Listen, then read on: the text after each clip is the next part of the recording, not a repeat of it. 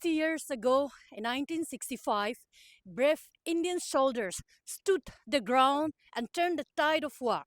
Today, those very heroes, our war veterans, came together at the South Block lawns to share their emotions, their memories from the capture of Hazipir Pass to the fierce Battle of Dograi and the historic stand at Asal Uttar. These stories reminds us that the courage of 1965 still inspires the nation of today. अभी हमारे साथ brigadier Arvind Singh retired one para 1965 में leading company commander who captured Haji Pir Pass. Sir, you fought in the legendary battles. Haji Pir, what emotion runs through you when you recall those moments? I also want to know that do you feel the courage and sacrifice of 1965 war are adequately remembered today? Yes, of course. We are remembering it here today in South Block. 2 weeks ago, I was in Kashmir. I was invited by 15 Corps headquarters to be there on the date of capture of Haji Pir Pass, that is 28th August. I was there. So the Corps honored the veterans. There were two of us who were specifically invited because after capture I was wounded there, and thereafter I was evacuated. Sir, what message would you like to convey to the young officers of today who one day may face such challenges like 1965 again? अपना दम दिखाओ, देश की सेवा में लगो और join करो फोर्सेस को, navy, army, air force, whatever you choose. But join the forces because unless you do that, we'll not be able to keep our independence. जय हिंद. अभी हमारे साथ major Sudarshan Singh, one Dogra company second in command during 1965. Sir, what leadership lesson of 1965 war remains relevant for today's generation?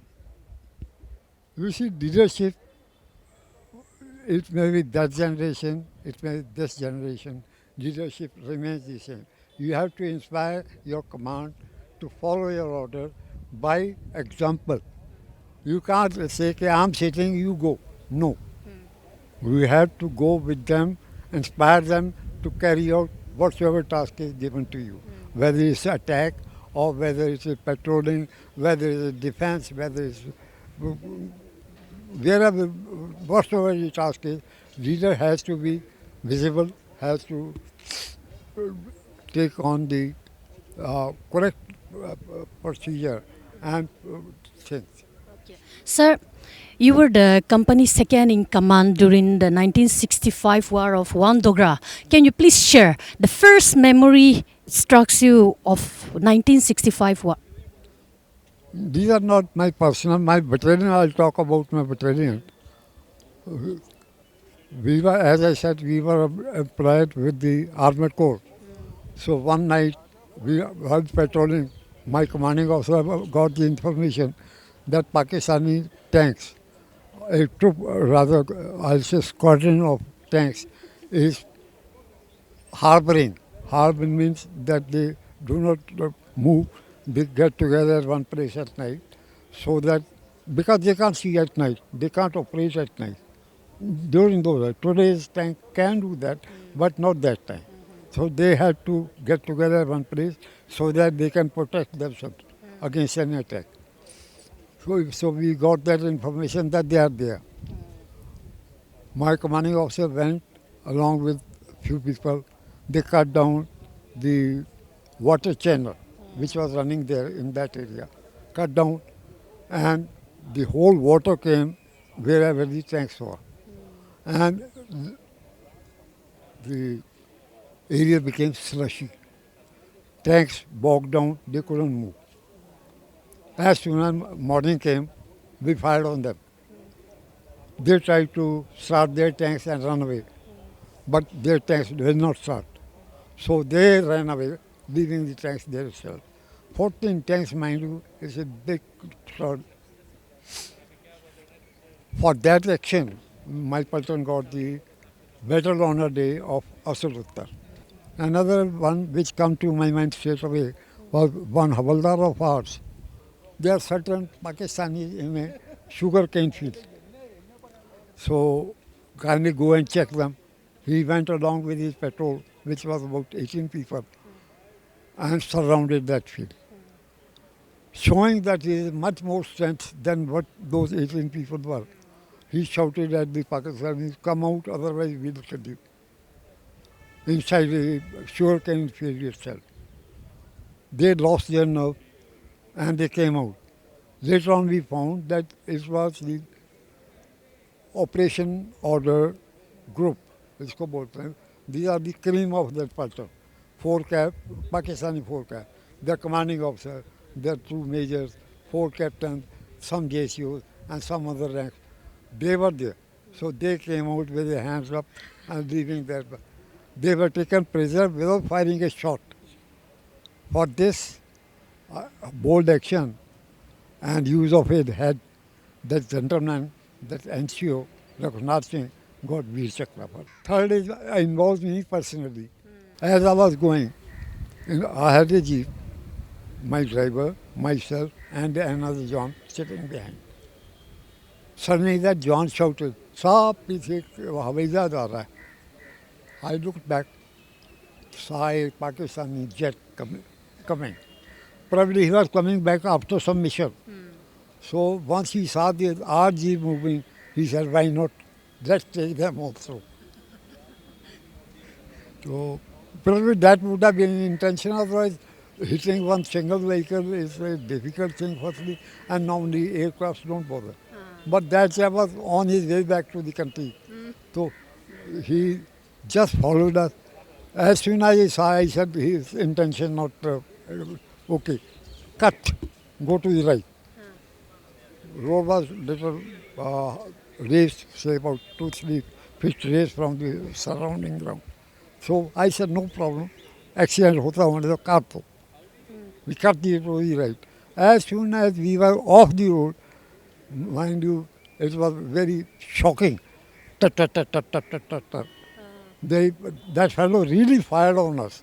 But luckily we had left the aircraft cannot maneuver like this. He can safely fire. He has to fire on that station.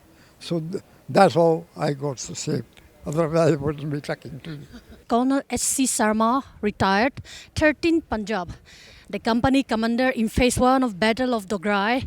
Sir, you fought in legendary battles like Dogra. So what emotion runs through when you recall those memories today? First of all, I remember with the deep respect and gratitude those soldiers who fought along with me and they were killed during this battle.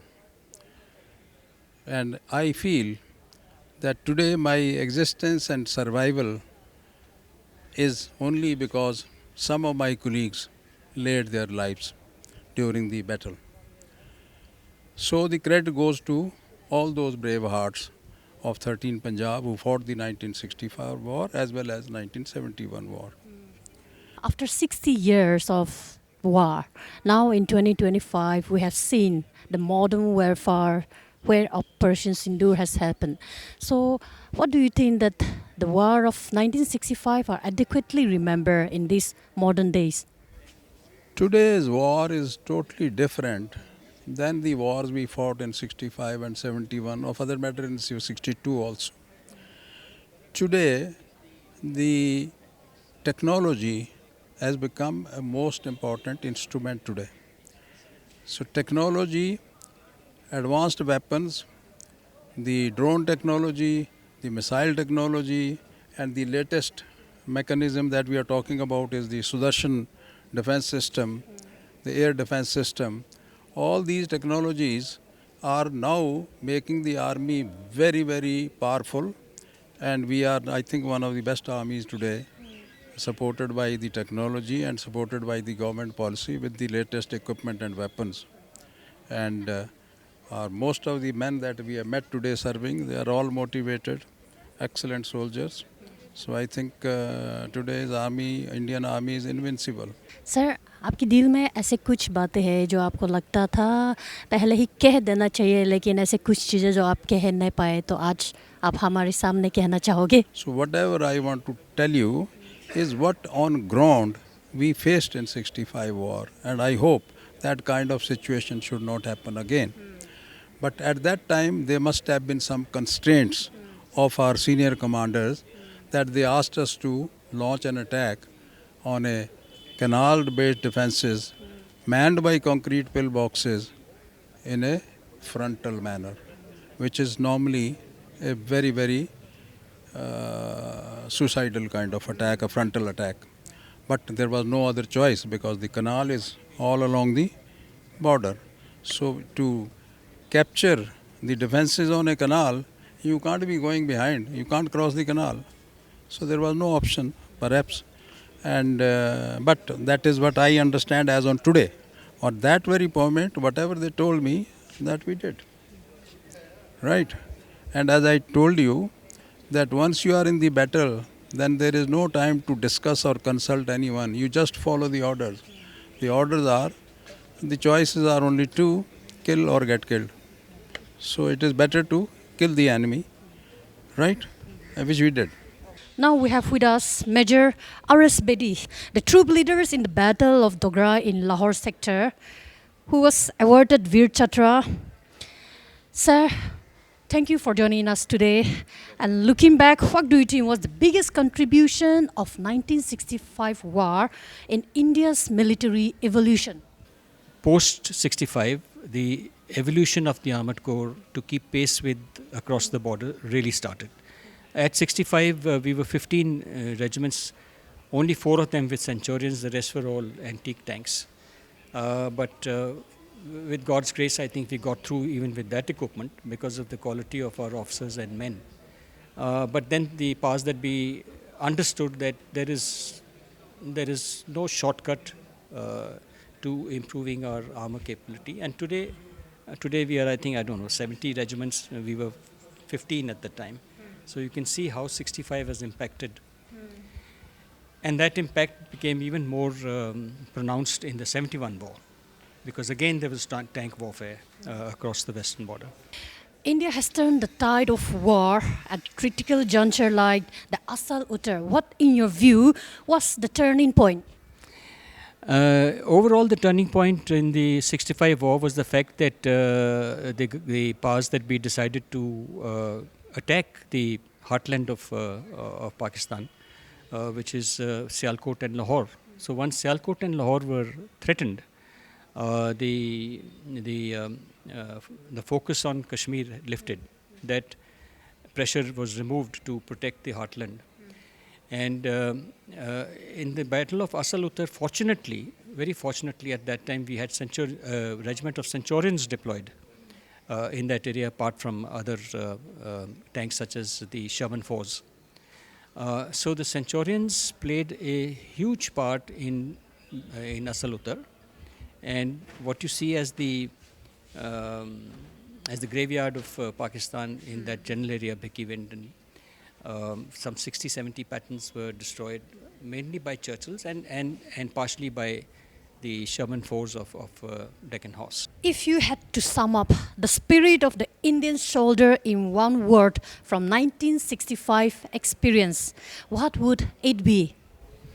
The evolution of the Indian soldier is so evolved that he doesn't need to undergo an evolution.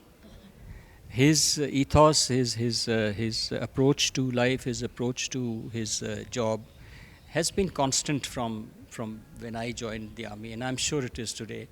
He is completely focused on doing what he is expected to do, and he's trained to do that, and he does it to the best of his. So there's no evolution. The Indian soldiers, the only evolution is that today he has much better equipment, and therefore the confidence has gone up sky high, because as compared to 62 when you were fighting 303s against the Chinese, today the soldier has the latest equipment in every which form, whether it's infantry or the armored corps or the artillery, whichever arm.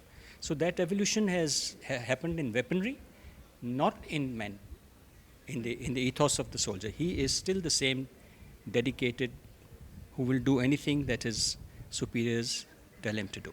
Thank you very much, sir. That was Major R.S. Bedi, retired. Today, hearing the legends in person is more than history, it's a living lesson in resilience, leadership, and patriotism. As the nation celebrates 60 years of the 1965 war, this gathering is a reminder the bravery of our soldiers is timeless and the sacrifice will never be forgotten. This is Tejat Alnakro reporting for Sudarshan World at South Block, New Delhi.